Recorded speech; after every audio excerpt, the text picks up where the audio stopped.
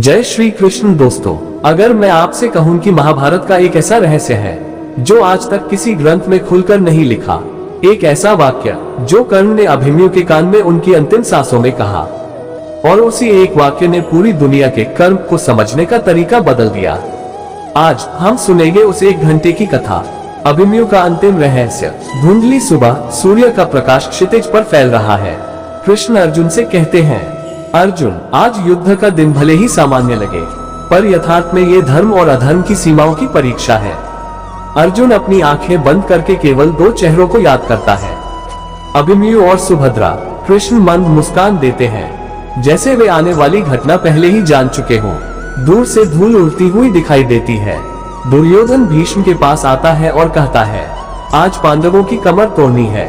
चक्रव्यूह बनेगा और पांडवों के पास उसे तोड़ने वाला कोई नहीं। कर्ण शांत खड़ा है, उसके अंदर एक तूफान है। अर्जुन से बदला और अभिमन्यु के प्रति सम्मान। चक्रव्यूह बनता है, इतिहास का सबसे कठोर सैन्य विन्यास। अभिमन्यु आगे आता है, भीम नहीं पुत्र, चक्रव्यूह खतरनाक है।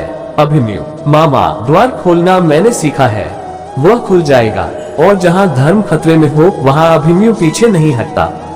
कृष्ण दूर खड़े हैं, उनकी आंखों में हल्की नमी दिखाई देती है, क्योंकि वे जानते हैं आगे क्या होगा। अभिमन्यु के तीर हवा चीरते हैं, एक अकेला योद्धा, आकाश की तरह विशाल साहस। दुर्योधन आश्चर्य में, क्या ये सच में 16 वर्ष का है? कर्ण मन ही मन, अर्जुन का पुत्र पर युद्ध का सूर्य। एक एक कर महारथी पीछे हटते हैं। अभिमन्यु सिंह की तरह दहाड़कर कहता है, अरे अधर्मियों, एक एक करके आओ, धर्म के पुत्र से युद्ध करो।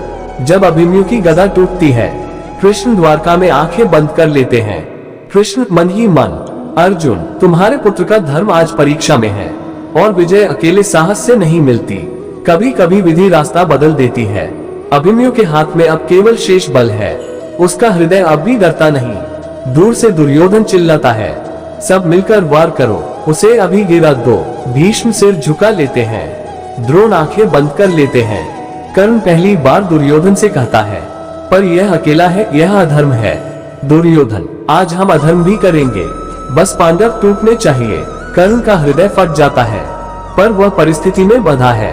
अभिमन्यु के शरीर से रक्त बहता है, पर उसकी आंखों में सिर्फ सम्मान है। जब वह भूमि पर गिरता है, तभी कर्ण उसकी ओर बढ़ता है। सभी योद्धा चुप हो जाते हैं। कर्ण धीरे से उसके कान के पास झुकता है।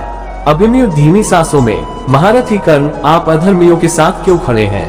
कर्ण की आंखों से आंसू टपकते हैं, और कर्ण कहता है, पुत्र, आज मैं पराजित हूँ, तुमने मुझे जीत लिया है। मैं आज अधर्म के साथ खड़ा हूँ, पर तुमने दिखा दिया कि धर्म क्या होता है। एक बात याद रखना, तुम मरे नहीं हो, तुम इतिहास बन रहे हो, और जब कोई वीर धर्म पर प्राण देता है, तो उसकी मृत्यु नहीं होती, उसका जन्म अनंत होता है। फिर कर्ण ने अंतिम वाक्य कहा, अभिमन्यु, अर्जुन को कहना, कर्ण ने तुम्हारा सम्मान किया है, परंतु परिस्थितियों ने उसे पापी बना दिया। अभिमन्यु मुस्कुराता है, और उसकी आंखें धीरे से बंद हो जाती हैं। कर्ण वहीं खड़ा रोता रहता है। कृष्ण अर्जुन से कहते हैं, अर्जुन, ये संसार कार्य को नहीं देखता, परंतु मन की भावना को देखता है। कर्ण गलत था, पर उसका हृदय पापी नहीं था, पर अधर्म को अधर्म ही कहा जाता है। तुम्हारा कर्म तुम्हारा भविष्य बनाता है, न कि परिस्थितियां। अगर यह कथा आपके हृदय को छू गई हो, तो हमारे चैनल को लाइक, शेयर और सब्सक्राइब जरूर करें। हम रोज आपके लिए ऐसी ही भावुक और प्रेरणादायक कृष्ण कहानियां लेकर आते हैं। जय श्री कृष्ण।